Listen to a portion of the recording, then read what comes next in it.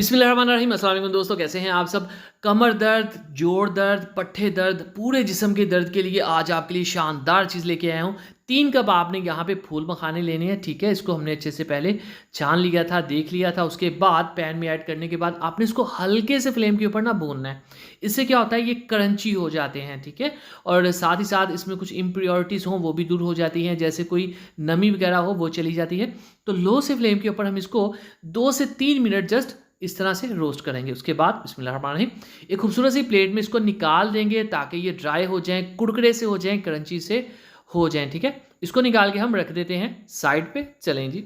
और उसके बाद बिस्मिल्लाहिर्रहमानिर्रहीम हमें चाहिए अखरोट की गिरियाँ। ये तकरीबन 1/4 कप के करीब है।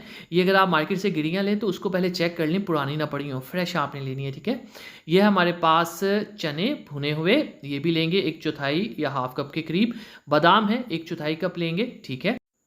अब लो से फ्लेम के ऊपर हम इन चीज़ों को भी भून लेंगे।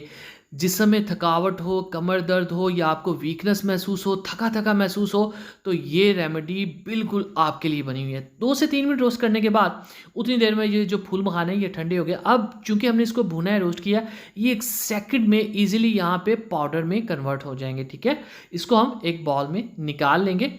चलें जी। और इसी दौरान जो हमारे दूसरे ड्राई फ्रूट्स हैं वो भी ठंडे हो गए होंगे। ये लें, जिसको प्लेट में निकाल देते हैं ताकि ये बिल्कुल ठंडे हो जाएँ और हम इसको अच्छे से ग्राइंड कर सकें। ये हमारे पास है मिश्री, ये एक ऐड कर देंगे ताकि जो फ्लेवर है वो अच्छा हो जाए। मिश्री के भी बहुत से हेल्थ बेनिफिट्स हैं।